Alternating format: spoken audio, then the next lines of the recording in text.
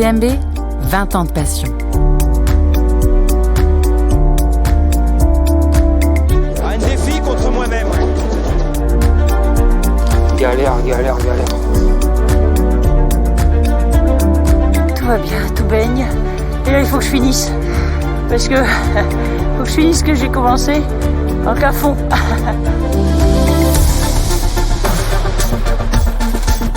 Dans les cailloux, faut être fou pour faire ça.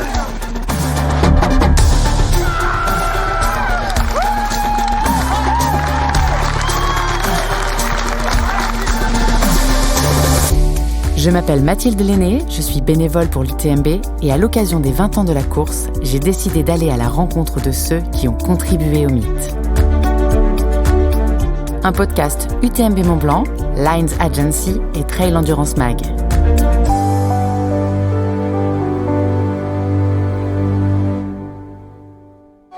Ici sur le l'UTMB, Monsieur Kilian Jornet Burgada sur la ligne d'arrivée à la première place. Gagner l'UTMB à 20 ans, pour une première participation, c'était du jamais vu.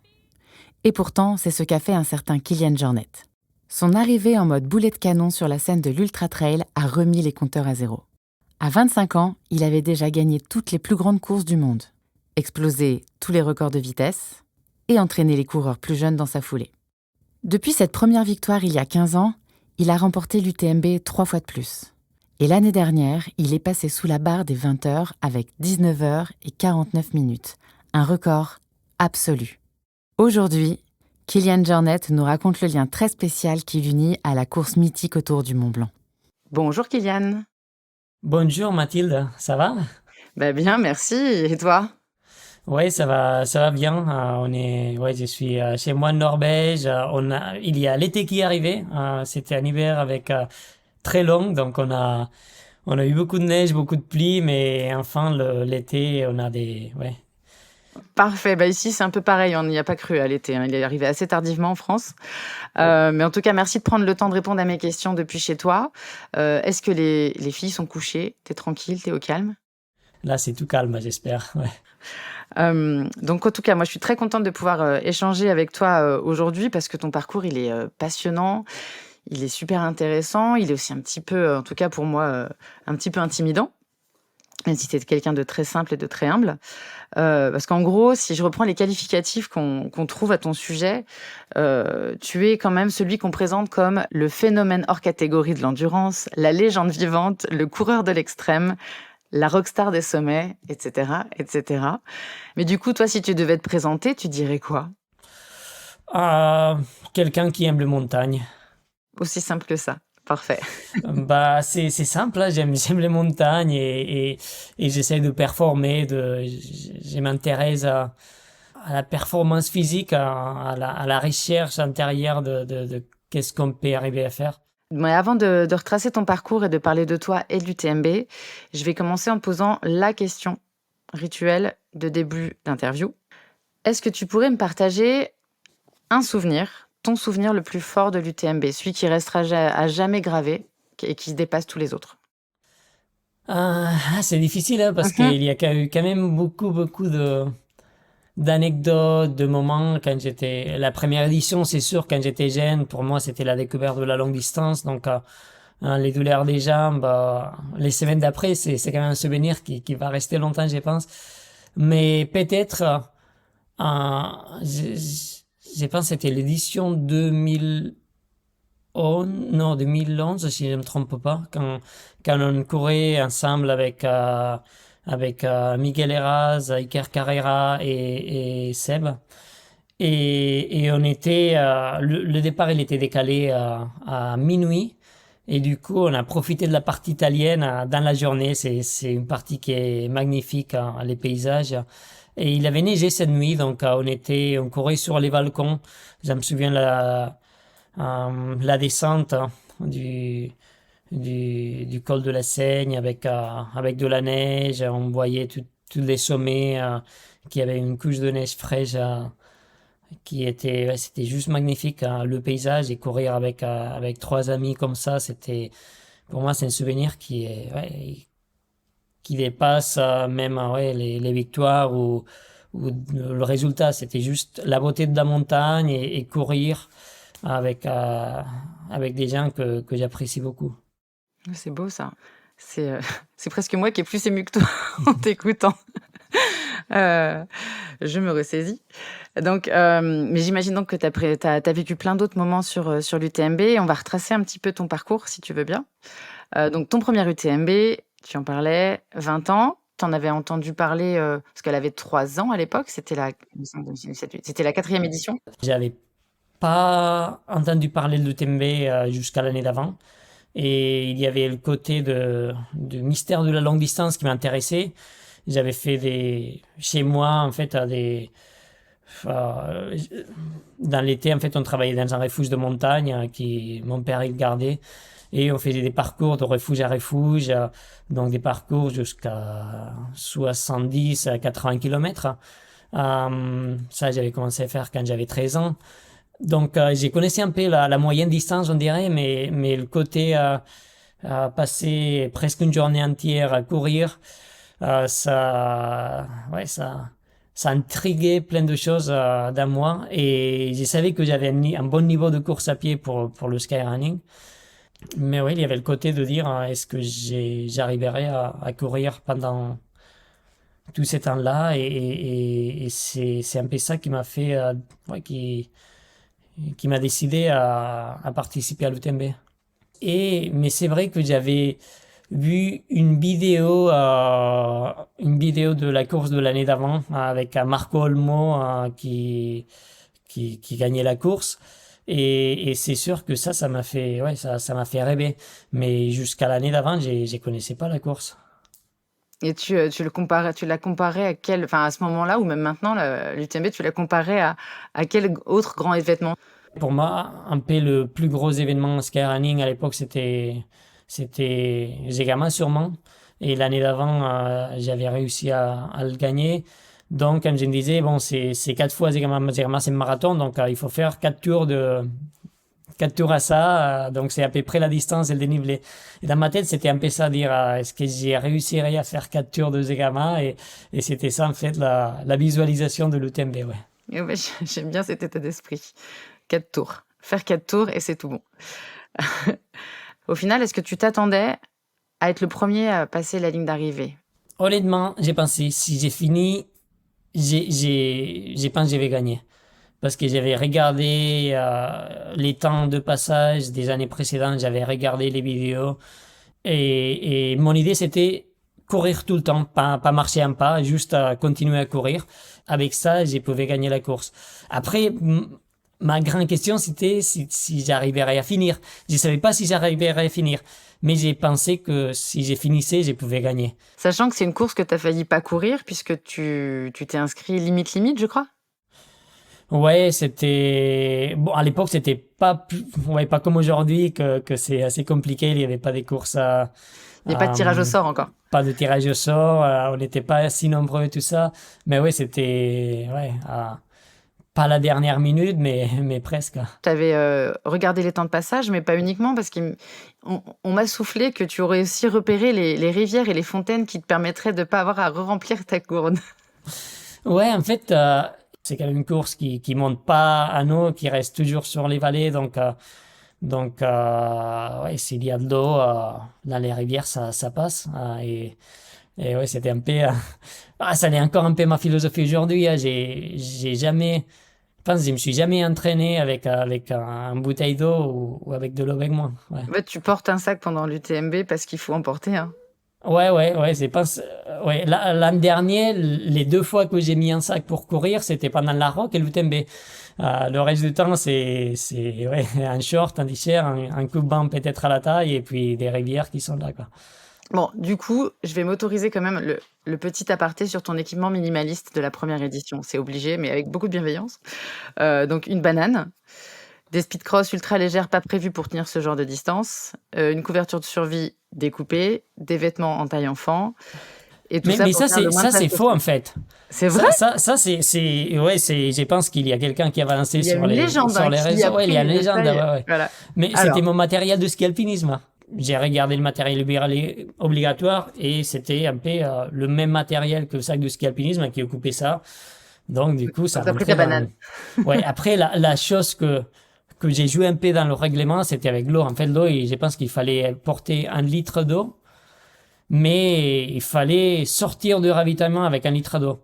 Mais c'était juste sortir des ravitaillements. Donc, du coup, j'avais pris une poche d'1 litre d'eau, pas fermée, et j'ai remplissé dans les ravitaillements. Et puis, j'ai sorti du ravitaillement, j'ai la vidé, j'ai la regardé dans une poche, et c'est là où j'ai gagné beaucoup de volume, quoi. Ouais. Ah ben, je pense que oui, tu as gagné du volume et du temps.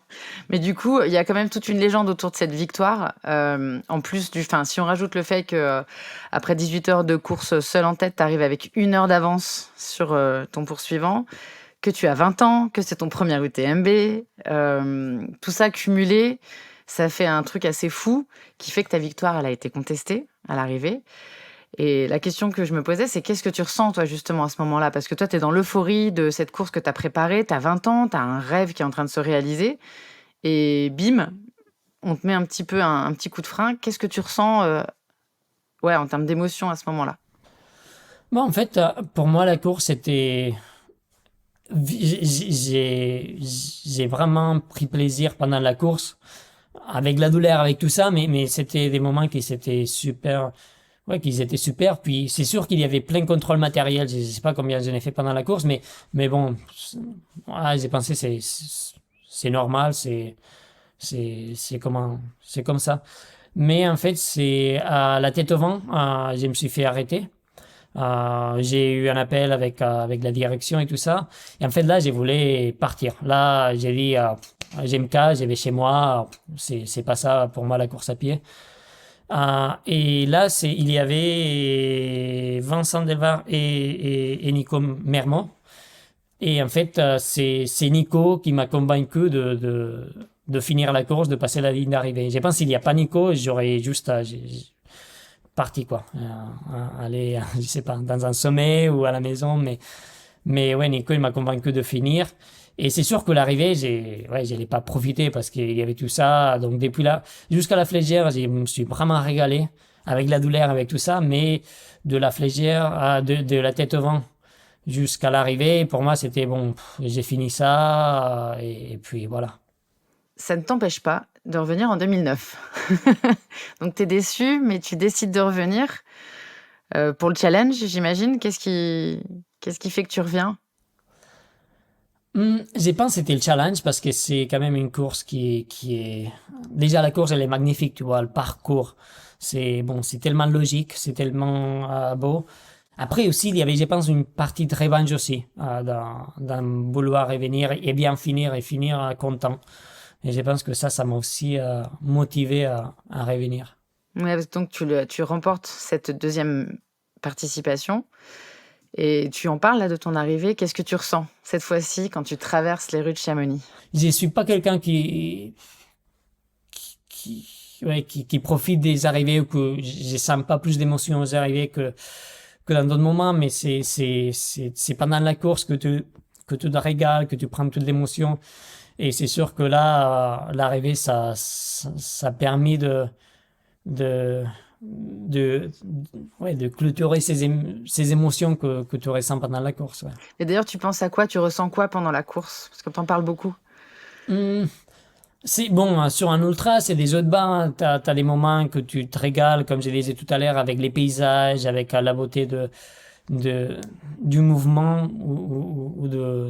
Après, il y a des moments où tu te régales avec la performance, donc à courir, à voir que tu peux pousser, avec la stratégie, avec la descente, tout ça. Et après, il y a des moments que tu es fatigué, il y a des coups de bas, tu dis qu'est-ce que j'ai fait là, mais aussi après, le voir que tu réussisses à sortir de ces moments difficiles, c'est aussi une sorte de fierté. Donc il y a toutes ces émotions-là. Puis quand tu es très très fatigué, dans les ultras, c'est toujours le cas, que les émotions de bonheur, de fatigue, de désespération, de je sais pas quoi qui se passe pendant la course, ça se multiplie, ça s'amplifie.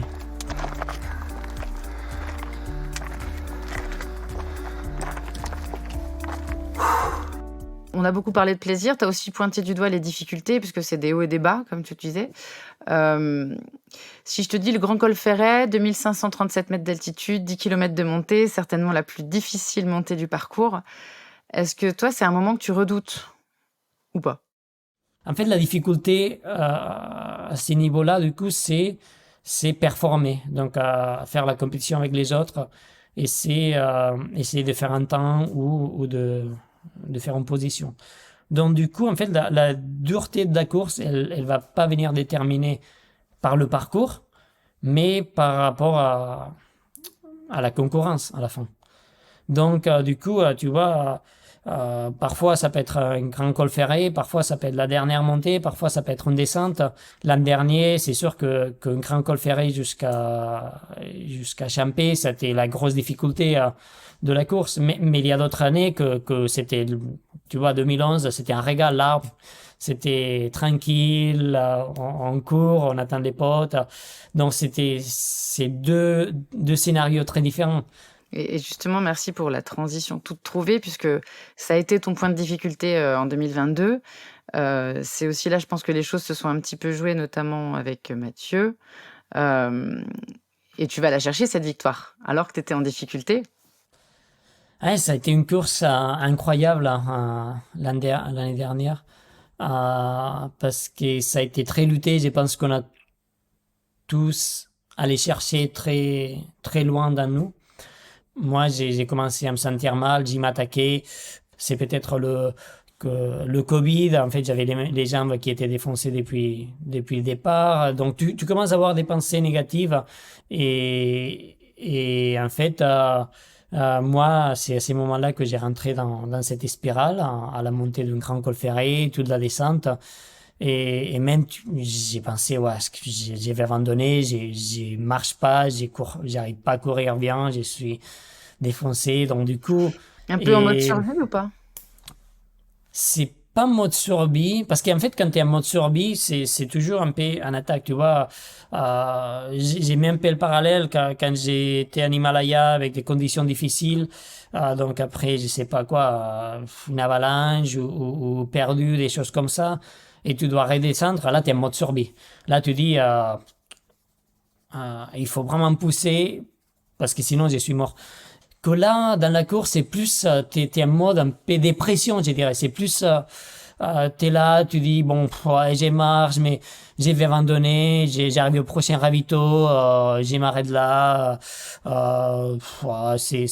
j'aime pas l'ultra distance, c'est chiant, t'as mal partout, pourquoi j'ai fait ça? Donc, t'es un peu dans une spirale. C'est pas survie parce que tu sais que tu peux t'arrêter et il y a rien qui se passe. Mais c'est plus, je dirais, c'est plus dépression qu'autre chose. Et en fait, pour moi, ça a changé quand Mathieu m'a passé. J'ai dit, bon, allez, j'essaye de le suivre jusqu'à Champé et puis j'y vois. Et en fait, c'est pas que j'étais moins fatigué après qu'avant, c'est juste au niveau mental, comment tu peux faire changer les choses. Et je pense que ça arrive à tous les coureurs à des stades dans la course. Ouais. Et en revenant aux émotions, du coup, à l'arrivée, donc, ouais, du coup, je pense qu'on a passé tellement de choses pendant la course. Donc, après ça, avec Mathieu, c'était un peu la bagarre et tout. Donc, c'était une course qui était difficile. Je pense que c'était pas une course que ça se passe bien et à l'arrivée, t'es content. Mais c'est tout. Mais là, tu vois, c'était quand même la lutte. Il y a eu tous ces moments-là. Donc, au niveau émotionnel pendant la course, c'est vraiment des hauts et de bas jusqu'à vraiment la bataille dans la fin. Dans l'arrivée, quand tu t'exploses, t'es super content.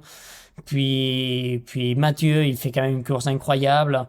Et on est défoncé là, on a souffert. Je sais pas demain comment on va être. Mais quand même, on est arrivé, quoi. Et je pense que c'est tout ça qui sort à ces moments-là.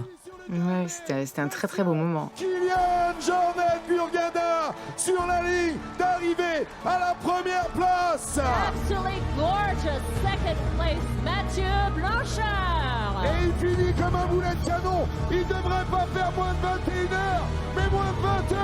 Alors poussez le Chamonix, c'est juste extraordinaire. Entre ta première victoire en 2008 et la dernière là en 2022, il se passe 14 ans. Et beaucoup de choses. Mais est-ce que pour toi, on peut dire qu'il y a un avant et un après UTMB?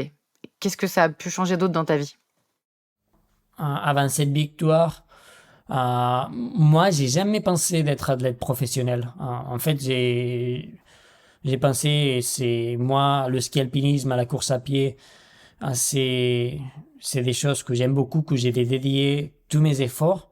Mais il faut que pour payer les inscriptions, les voyages et tout ça, il faut que je bosse quelque part, quoi. Ouais, j'ai pu travailler comme entraîneur ou faire le guide montagne dans le refuge, des choses comme ça. Et après, en fait, après l'UTMB, j'ai eu un contrat. Et en fait, pour moi, ça a été c'est sûr, la plus grosse différence. Mais aussi, quand j'ai fini l'UTMB, j'ai dit, ah ouais, donc je suis capable de courir pendant 160 km. Donc, j'ai dit, pourquoi pas aller faire des parcours plus longs, aller faire d'autres projets. Donc, ça m'a ouvert ces possibilités qu'avant, j'y croyais pas possible. Ça t'a donné confiance en toi pour des projets encore plus grands et pas forcément prévus aussi, Ouais. initialement. Ouais. Ouais, exactement. Si après, j'étais allé faire le Gervan ou le Tahorim Trail ou d'autres projets en endurance, c'est parce que, ouais, avant l'UTMB, je savais pas si j'étais capable de le faire ou pas, ouais. Et comment t'expliques le succès de cette course, en fait? Qu'est-ce qu'elle a de plus pour toi, cette course? Bon, je pense qu'il y a plusieurs facteurs. Le premier, c'est quand même Chamonix-Mont-Blanc. Tu fais le tour de la montagne la plus haute des Alpes. Voilà, simple, c'est plié, c'est logique, c'est beau. Donc, ça tire du monde. Cette simplicité et cette beauté. Et après, que l'organisation, ils ont fait les choses très bien. Ils ont une vision et ils l'ont poursuivi. Puis après, c'est tout le monde, hein. C'est ça, trouver les bonnes vols, trouver cette ambiance. Donc, c'est pas. Je pense que les deux choses ensemble, là, ça fait qu'aujourd'hui, l'UTMB, c'est devenu ouais, c'est qu'il est, ouais. Ouais, je pense qu'il y a une part d'éléments naturels présents et de passion et d'organisateurs qui ont vraiment mis énormément de choses en place. Et comme tu dis, ils ont une vraie vision. Et justement, cette course qui a suivi une vision, qui a beaucoup évolué, on a le sentiment que tu as un petit peu participé à cette évolution, puisque en 2008, suite à ta course, les règlements s'est un peu étoffé sur certains éléments obligatoires, notamment les sacs et un tas de choses comme ça, les skin bags, qui ont été ensuite développés par Serge Chapuis, si ça te Ouais, parle, le mot. En fait, là, moi, j'ai arrivé donc pour l'UTMB à 2009. J'ai arrivé, en fait, il y avait un porte-monnaie qui était un sac à dos. Donc, c'était un sac à dos en miniature comme ça, et c'était un porte-monnaie. Et j'ai dit, en fait, le règlement à l'époque, il disait un sac à dos. Il disait pas la taille, il disait pas le volume. Il disait pas qu'il fallait que le matériel rentre dans le sac à dos. Donc, j'ai arrivé là, et en fait, on a développé une banane où je pouvais mettre le même matériel qu'il y avait et mettre le sac à dos dans la banane. Et après, on a discuté avec Serge, avec d'autres. On a dit peut-être c'est un peu trop forcé. Et du coup, on a développé la Best, qui était un peu un sac à dos qui j'aime pas, quoi. Donc, c'était un peu l'histoire. Ouais, qu'aujourd'hui, ouais, il y a toutes des marques qui font. Ouais. Ouais, donc tu as quand même un petit peu participé à tous ces changements. Moi, je suis content d'avoir vécu une partie de l'histoire du sport qui est magnifique. Je pense que quand on a commencé, c'était un sport tu vois, on était une dizaine de personnes dans les départs des courses. Tu disais, tu cours à montagne, les gens étaient regardés, tu fais quoi? Tu vois, on se connaissait tout le monde. Et aujourd'hui, c'est quand même un sport qui est des masses, hein. C'est un sport qui est suivi partout dans le monde, qui est pratiqué partout. Donc, on a vu cette évolution avec des bonnes choses, avec des choses moins bonnes. Mais, ouais, je pense qu'on a vécu un moment de l'histoire qui est incroyable.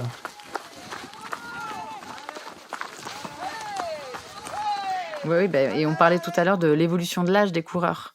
Parce que au moment où tu prends le départ et où tu gagnes ta première victoire, tu passes après, donc tu l'as beaucoup cité, Marco Olmo, qui avait la cinquantaine passée, presque 60 ans.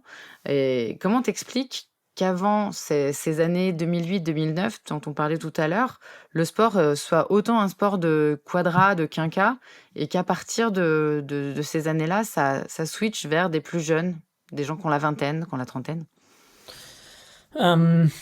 C'était un sport qui attirait pas forcément les jeunes. Hein. Tu te dis à quelqu'un, bon, allez, tu vas courir ou trottiner pendant 20 heures, tu vas te faire mal aux jambes et tout ça. C'est sûr que c'est plutôt un sport de réflexion, de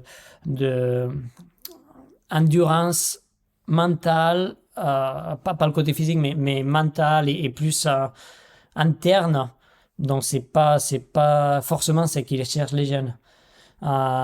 Et du coup, je pense qu'il y a eu plusieurs choses qui ont fait changer ça. Je pense que ma victoire, mais aussi celle de Kyle, à Rock, à Anton, aussi avec une façon de communiquer qui était différente. Tu vois, le blog d'Anton Koprika, qui disait toutes les semaines ce qu'il faisait, ses réflexions, tout ça. Ça a quand même inspiré beaucoup de personnes, surtout aux États-Unis. Aussi, tu vois, au niveau, je pense, esthétique, le fait de dire, tu vois, c'était lié un peu à la liberté. Tu vois, tu pars sans rien et tu peux courir. En fait, c'est un peu trouver l'animal que tu es, l'animal que tu es. Et en fait, je pense que ça... Notre génération, les jeunes qu'on a commencé à faire et gagner des courses à l'époque, c'était un peu ça qu'on inspirait. Et c'était réel, hein, c'était ce qu'on sentait, hein, c'était juste dire, c'était cette liberté de dire, on va courir en montagne, on va courir sur du long, et on fait comme ça. Donc ça, c'est ça un peu qui a commencé à attirer les jeunes. Puis après, ça a commencé aussi à l'époque des réseaux sociaux. Et avec ça, je pense que des projets comme la Kilian Quest, par exemple, avec des vidéos qui ont été un peu plus dans une communication, plus sur le côté amusant, sur le côté plus dynamique que juste c'est long, c'est dur, vous allez souffrir. Et je pense que c'est ça qui a fait changer un peu le clip. Et puis après, le côté performance qui a commencé à rentrer. Donc du coup, ça a attiré aussi ça, ouais. Ouais, puis du coup, ça a attiré des jeunes et sur les courses et dans la montagne. Et ça, c'est plutôt une bonne chose. Mais d'ailleurs, tu parles de ton projet Kilian Quest, parce que tu as un petit 1,5 million de followers sur Instagram. Tu as une certaine notoriété aujourd'hui, les gens te reconnaissent. Est-ce que c'est une certaine... je pense que tu portes une certaine responsabilité par rapport justement à l'image que tu renvoies dans ta pratique de sport, etc. Toi, justement, de par ta pratique, ta façon de communiquer, qu'est-ce que tu souhaites et qu'est-ce que tu essayes de transmettre? Bon, je pense qu'on est dans un moment que on a une société et une planète qu'on a quand même beaucoup de problèmes et des problèmes qui grandissent très rapidement. Je pense qu'il y a tous les problèmes environnementaux, donc le réchauffement climatique, la perte de biodiversité. C'est des choses que surtout les personnes qu'on est en montagne, on voit tous les jours. Donc je pense que ça, c'est une chose qu'il faut qu'on y pense et qu'on y pense d'une façon globale avec le sport, avec le développement du sport, des circuits. Donc le sport, c'est quand même assez... Tu vois, on voyage beaucoup, on utilise beaucoup de matériel, on est quand même sur un discours beaucoup de fois de surconsommation. Donc je pense qu'il faut qu'on travaille pour changer le modèle du sport. Parce que je pense que si nous, qu'on est sportif de montagne, qu'on aime l'odeur et tout ça, on n'est pas capable de le faire, comment on veut que d'autres parties de la société ils les fassent, non? Donc je pense qu'on doit être exemple par notre connexion avec la nature de ça. Et de l'autre côté, je pense que c'est le sport même. Donc à faire l'activité physique, en fait, c'est pour la santé, on est des animaux qu'il faut qu'on utilise notre corps parce que sinon nos gènes, notre métabolisme, nos os, nos muscles, en fait, ils ont besoin de ces mouvements pour pas être malade. Donc du coup, je pense que il faut passer un message de faire du sport en nature. En fait, je pense que c'est une bonne connexion pour les deux choses. Et tu le fais à titre individuel, mais est-ce que tu t'arrives à le faire de manière collective avec les autres athlètes, les autres coureurs? Est-ce que vous réunissez? Est-ce que vous essayez de travailler justement sur l'évolution du sport et l'impact que et le sport et l'image que vous renvoyez peut avoir sur les gens et sur les changements d'attitude? Oui, c'est une chose qu'individuellement, on peut faire une petite partie, mais le changement, il arrive quand on travaille ensemble. Par exemple, là, on a créé une association d'athlètes professionnels et il y a un groupe là-dedans que c'est axé sur l'environnement, le sport. Il y a des discussions qui sont super intéressantes. On arrive à discuter avec l'UTMB, par exemple, avec les autres circuits, avec les fédérations. Il faut faire des choses, même s'ils sont pas parfaites, même s'il y a des critiques, il faut bouger, il faut avancer. Et c'est comme ça, c'est ensemble. Les coureurs unis, mais aussi ensemble avec les organisateurs, avec les fédérations, avec les marques. Il faut trouver des façons de travailler ensemble parce que c'est comme ça qu'on peut faire changer les choses. Et justement, tu dis que tu travailles pour ça. Toi, tu te vois où dans 10 ou 20 ans sportivement, en termes même professionnels? Je pense à ta marque notamment qui se développe, mais où est-ce que tu te vois dans 10 à 20 ans? Ceci n'est pas un entretien d'embauche. Non, mais je pense continuer à profiter de la montagne, beaucoup plus doucement, c'est sûr. Et après, c'est sûr que tout ce qui est pas que de l'activisme, mais aussi le travail environnemental, et ça peut être dans différents fronts, dans des actions plus à travailler avec les différents acteurs. Comme on a discuté là tout à l'heure, ou avec Normal, avec ma marque, d'essayer de faire des choses pour l'industrie. Donc, je pense que ça c'est les choses qu'aujourd'hui, je vois que ça m'intéresse à passer du temps quand je suis pas soit en montagne, soit avec mes filles. Ben oui, avec les enfants. Et toi, tu seras présent cette année à Chamonix ou pas? Je suis pas classé. En fait, il faut que je me classifie. J'ai pas. Il faut que je fasse une course de circuit, donc il faut que j'aille une Stone. J'ai pas d'Stone, donc il faut que je trouve une Stone. Donc je verrai si je peux faire une course. En fait, on essaye de limiter les voyages aussi. Donc c'est pour ça que je te pose la question. C'est par rapport au message que tu peux passer. Donc on va descendre en Europe pour faire Sierzina, c'est sûr. Et du coup, si dans le voyage, je peux faire une course avec Stones, peut-être j'y serai, Bon, c'est parfait. Tu pourras donc en profiter pour passer tes messages. Et ce sera parfait. On est arrivé au bout de cet échange, Kylian. Je te remercie infiniment. C'était vraiment, vraiment canon d'échanger avec toi et de t'écouter parler de toi et de ton sport. On sent une grande passion. Donc, merci pour tout ça. Et puis j'espère à très bientôt. Non, merci à vous et à bientôt, j'espère. Voilà, c'est la fin de cet épisode qui, je l'espère, vous aura autant inspiré et fait rêver que moi. Je remercie encore Kylian d'avoir pris le temps d'échanger et de partager sa passion et je vous donne rendez-vous la semaine prochaine pour un nouvel épisode. Cet épisode a été produit par Lines Agency et Trail Endurance Mag. Il a été réalisé par Mathilde Lenné et Mélanie Pouey. Vous pouvez nous écouter tout l'été et découvrir ou redécouvrir le mythe UTMB. Si vous avez aimé cet épisode, n'hésitez pas à vous abonner au podcast et à mettre des étoiles sur les plateformes d'écoute. On attend aussi vos commentaires sur l'Instagram de l'UTMB Mont Blanc et sur celui de l'UTMB World Series.